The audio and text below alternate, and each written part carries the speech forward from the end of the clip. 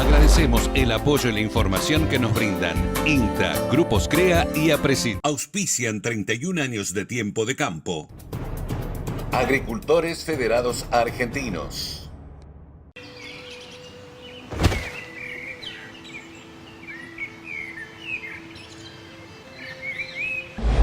Hola amigos, muy bienvenidos al último programa de Tiempo de Campo del 2021.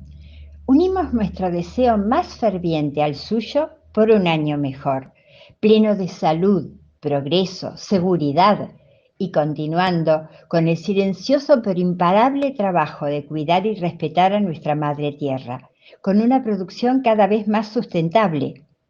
Como todos los años, en esta fecha, repetimos los programas más vistos. Le toca el cultivo de maíz y la excelencia técnica que nos brinda una empresa para entender y atender un adecuado manejo valorando sus híbridos. Para disfrutar nuevamente. En el marco de Celebritying, en el que KWS festeja los 15 años de investigación en el mejoramiento genético de sus maíces en la Argentina, presenta un nuevo DAR, en esta oportunidad para mostrar su genética potencial y la estabilidad del rendimiento, siempre al servicio del productor. Hoy estamos presentando lo que es el segundo DAR de potencial y estabilidad de rendimiento, dos atributos fundamentales que queremos en nuestros híbridos, que los productores puedan conocer es, por ejemplo, el manejo en densidad que proponemos para los híbridos, el manejo en fertilización pensando para grano y distinto también si estamos pensando para silo. Y por otro lado, el progreso genético que hemos tenido y el éxito en la diversificación de las estrategias de seleccionar para grano y seleccionar para silo. Esas presentaciones de híbridos comerciales es el resultado de un equipo de breeding, de avance de producto, de posicionamiento y comercial alineado en entender que Argentina tiene tres grandes megaambientes: potencial, estabilidad y sanidad, conociendo que el productor es el que en definitiva mueve las empresas y lo que tenemos que hacer acá es responder a sus necesidades. Por eso básicamente lo que también buscamos hoy en el DAR, a través de la interacción que esperamos tener durante el evento y de lo que fueron los productores que vinieron al evento, en este caso por situación de COVID muy reducido, es que nos comenten ellos de primera mano qué están necesitando y qué van a necesitar en los próximos años. Estamos totalmente abiertos a que sean ellos los que nos direccionen el mejoramiento y las decisiones de avance de los híbridos. El ingeniero Julio Cerono presentó las bases del programa Vos Elegís y aseguró que la posibilidad de tener programas en todo el mundo les provee de una enorme base de germoplasma de élite. Los beneficios de ser una compañía con múltiples programas de mejoramiento en todo el mundo son muy claros. La posibilidad de obtener germoplasma elite a través de intercambio continuo y muy activo nos permite tener a disposición una diversidad de germoplasma de líneas de maíz con diversos atributos que son los que finalmente buscamos en los híbridos locales. Eso nos permite, por ejemplo, tener líneas como las del híbrido Fígaro que estamos viendo ahí, un híbrido muy precoz, tener, por ejemplo, germoplasma de mucha precocidad, pero un germoplasma elite sobre el que se puede trabajar y rápidamente obtener progreso. Una vez que nosotros recibimos germoplasmas, las líneas elite de los distintos programas que KWS tiene, como les decía, en Brasil, en los Estados Unidos, en Europa, hacemos una evaluación en múltiples ambientes dentro de la República Argentina para establecer y tener identificado perfectamente los atributos de cada una de esas líneas. Entonces, cuando nosotros deseamos, por ejemplo, buscar resistencia al Mintosporium para los programas de maíz que tenemos en Córdoba, entonces la identificación es rápida y es posible gracias a esa evaluación previa que hacemos de todo el germoplasma. Una vez identificadas aquellas líneas que nos proveen los atributos buscados, entonces comenzamos un programa de recombinación y selección año tras año. Eso nos demora para obtener las líneas derivadas de ese germoplasma unos 4 o 5 años. Luego de eso comenzamos a hacer las distintas cruzas para obtener los híbridos y esa evaluación de los híbridos nos llevan otros 3 o 4 años. Por su parte, el licenciado Ceballos explica los pasos de la introgresión de eventos tecnológicos que permite seleccionar los mejores individuos. En KWS estamos comprometidos con proporcionarle al productor la mejor tecnología posible. Entonces, el paso a paso de la introgresión de genes es un proceso complejo sobre todo porque implica mucho detalle y mucha trazabilidad. Aparte de eso, es un proceso que tiene que ocurrir en el menor tiempo posible. Eso es bastante complicado, sobre todo de hacer en estas latitudes. Entonces, el proceso ocurre primero en la recepción de la semilla que nosotros tenemos de los programas de breeding. Toda la semilla que recibimos, las líneas que recibimos son líneas Elite.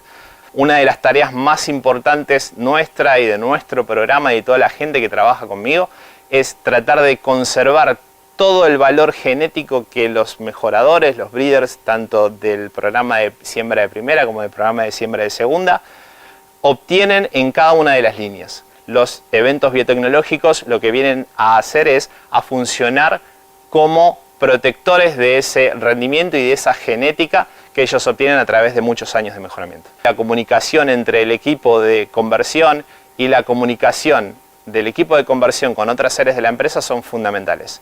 Fundamental para focalizar el uso de los recursos y para poder focalizar bien la introgresión de estos genes en las líneas más importantes de cada uno de ellos. El doctor Luis Bertoia, docente e investigador de la Universidad Nacional de Lomas de Zamora y referente del área de maíces para silo, explicó el progreso genético de los híbridos para ese sector.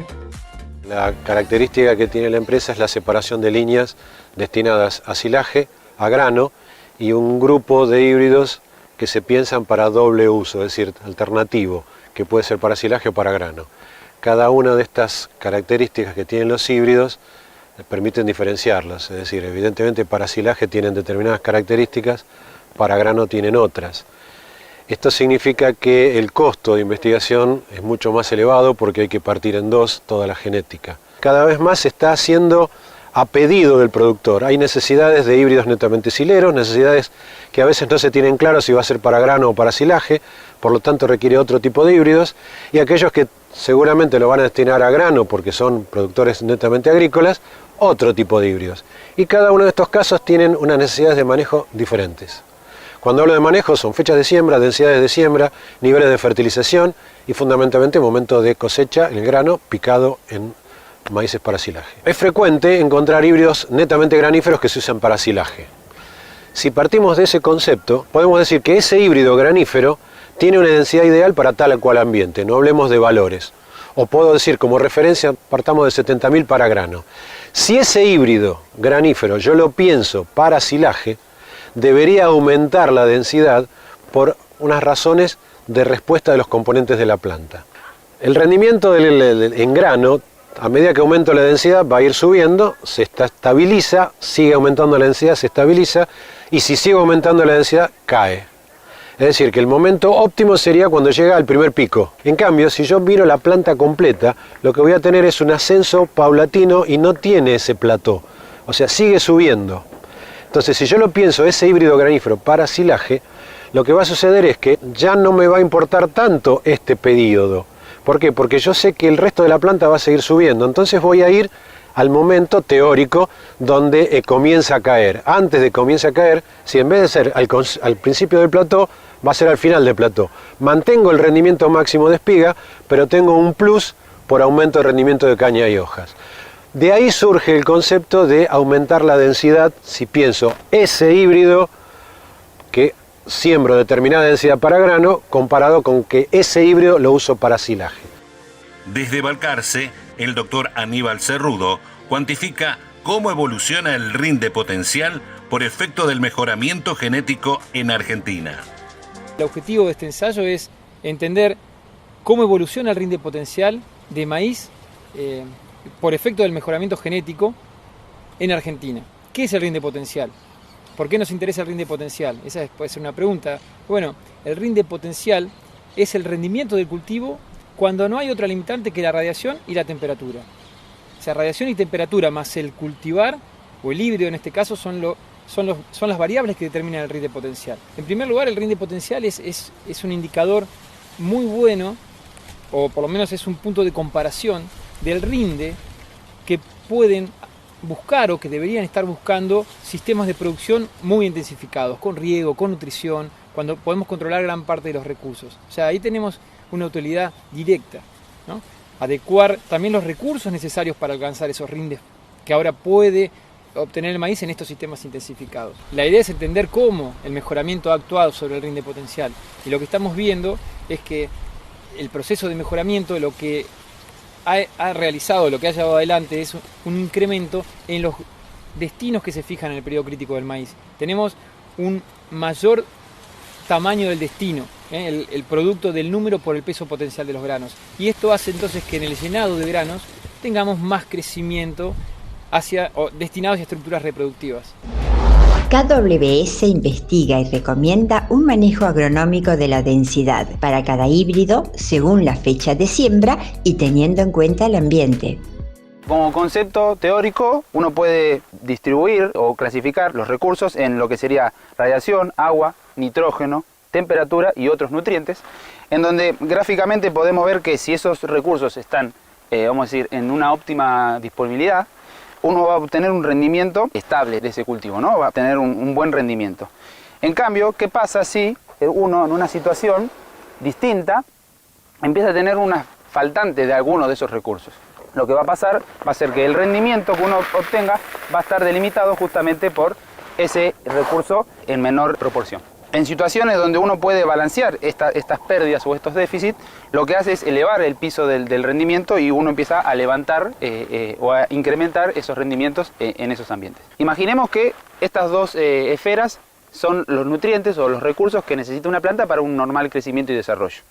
En un ambiente de altos recursos, uno tiene una mayor cantidad de esos nutrientes, como habíamos hablado, temperatura y demás, disponibles, ¿no? Un ambiente de alto potencial. Entonces lo que uno intentamos que se genere es una distribución acorde a ese ambiente. Porque el ambiente va a ser el que module el rendimiento que vamos a tener y nosotros, a través de la densidad, lo que hacemos es manejar esas variables. Entonces, si planteamos un ambiente de mayores recursos, podemos obtener una distribución mejor de esos y lo que hacemos es aumentar la densidad de siembra.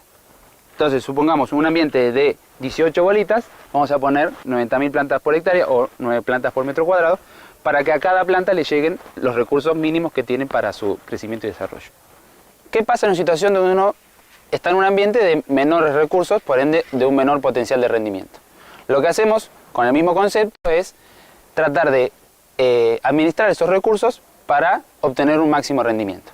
En este caso, en un ambiente de menores recursos, donde bajo el mismo concepto de que dos esferas representan lo que sería el recurso que necesita una planta para crecer y desarrollarse, en este caso, como tenemos menos recursos y con el mismo concepto, lo que hacemos es bajar la densidad de planta. En este caso es una densidad de 50.000 plantas por hectárea, en donde la mayor limitante va a ser el recurso hídrico, ¿no? Pasamos de un ambiente de mayor potencialidad a un ambiente de menor potencialidad. ¿Qué mecanismos tiene la planta o qué empiezan a generarse dentro de la planta para poder elevar esos rendimientos o mantener esos rendimientos? Bueno, vamos a empezar a tener un mayor crecimiento de la planta, un mayor crecimiento de las espigas, tanto en la primaria como en la secundaria, empieza a haber una especie de compensación por segundas espigas, y eso va a estar justamente muy relacionado con esa disponibilidad de recursos y cómo los administramos en el campo. La empresa investiga en la línea de fertilización para silos y granos no solo qué nutrientes aplicar, sino el momento adecuado para ser más eficientes.